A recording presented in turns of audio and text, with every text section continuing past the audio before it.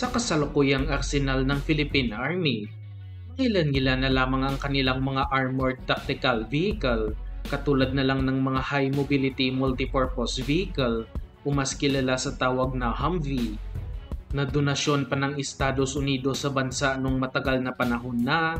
at hindi na rin karamihan ang natitira sa ngayon sa Philippine Army.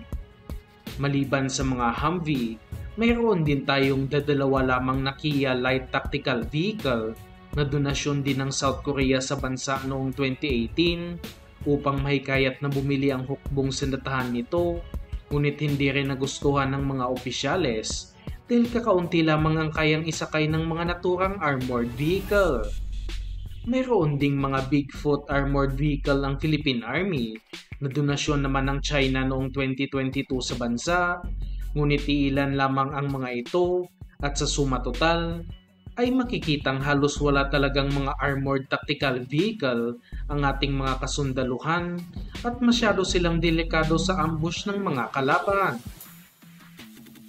Alam nating malaki ang problema sa ngayon sa West Philippine Sea dahil na rin sa mga nagiging agresibo na ang galaw ng China, ngunit may problema pa rin tayo dito mismo sa ating kalupaan dahil napakarami pa rin rebelde sa iba't ibang parte ng bansa, kaya kailangan pa rin talaga ng mga armored vehicles. Ang kasalukuyang ginagamit ng hukbong sandatahan sa kanilang pagtransport ng mga sundalo at equipment ay ang mga KM-450 cargo truck galing South Korea at nasa lagpas 1,000 ang ganito sa ngayon ng Philippine Army, ngunit halos wala ding armor ang mga truck na ito at madali ding ma-ambush ng kalaban. Kaya base sa impormasyon galing sa Max Defense, mayroong proyekto ang Philippine Army na kung tawagin ay Light Tactical Vehicle Acquisition Project na kung saan plano ng Army na bumili ng daang-daang armored vehicles, lalo na ang tinatawag na MRAP o Mine Resistant Ambush Protected Vehicles na kayang makasurvive laban sa landmines at mga rifles ng kalaban. Ang nangunguna ngayon sa proyekto ng Philippine Army ay ang mga Chai-Siri First Twin 2 MRAP na gawa ng Chai-Siri Defense ng bansang Thailand at ayon mismo sa CEO ng naturang defense company, nasa 900 units ang tinatarget bilhin ng ating Army, kaya kapag natuloy ito ay napakalaking upgrade nito sa ating hukbong sandatahan.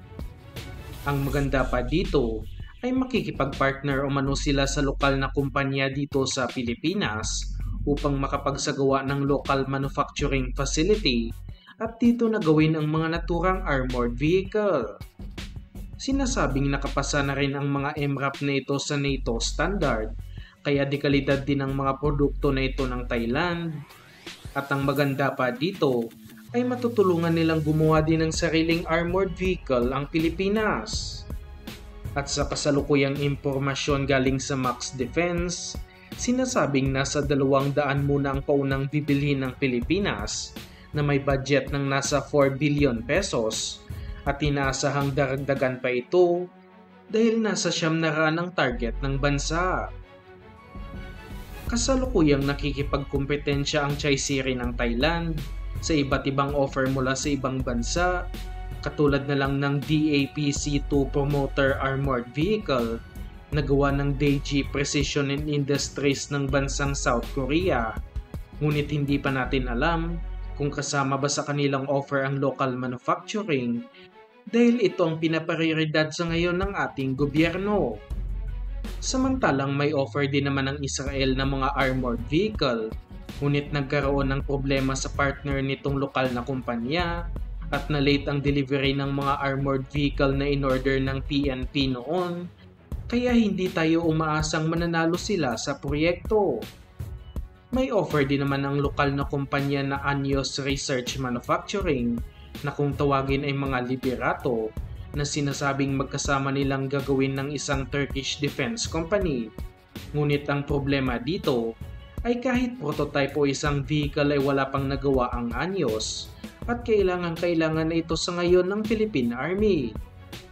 Ang isa pang problema ay hindi pa kaya ng Anyos na magsagawa ng tinatawag na mass production dahil wala pa silang pasilidad para sa ganito kadaming order at ilang taon pa ang research and development ng kanilang mga armored vehicle. May sinusunod na NATO standard sa requirement ng Philippine Army na kung tawagin ay STANAG 4569 at nasa at least level 2 ang requirement na kung saan hindi kayang i-penetrate ng mga bala ng rifle, mapa AK-47 man ito o M4 carbine, at kaya ding makasurvive sa 6 na kilong landmine o kahit anumang bomba, kaya hindi ito basta-bastang klase ng armored vehicle. Maliban sa mga light tactical vehicle, umaasa din tayo na madaragdagan pa ang mga Guarani Armored Personnel Carrier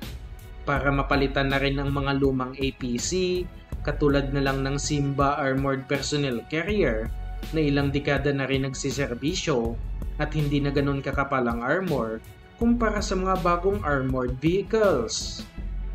Target talaga ng Army na bumili ng lagpas 100 piraso ng Guarani, ngunit noon ay hanggang 28 piraso lamang ang kinaya ng kanilang budget, kaya umaasa tayong madaragdagan ito dahil kailangan din ito sa ngayon ng ating mga sundalo. Amphibious din ang mga Guarani o ibig sabihin ay kayang lumutang at mag-travel sa tubig, kaya pwede ito sa mga amphibious assault operation at bagay na bagay ito sa Pilipinas dahil maraming mga isla dito sa ating bansa. Sa ngayon, naghihintay na lang tayo na maglabas ng pondo ang bansa para sa mga armored vehicle at sana'y mas mapabilis pa ito ng ating gobyerno.